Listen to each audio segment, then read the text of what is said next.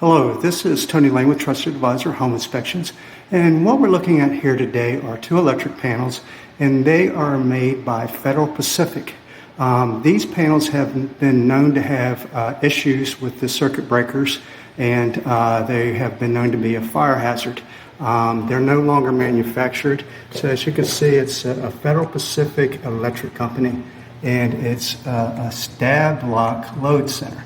So if you see any of these panels in a home when you're trying to purchase one, I recommend having a certified and licensed electrician further evaluate them. If you have any questions or any concerns or would like to find out more about Trusted Advisor Home Inspections, please check us out on trustedadvisorhomeinspections.com.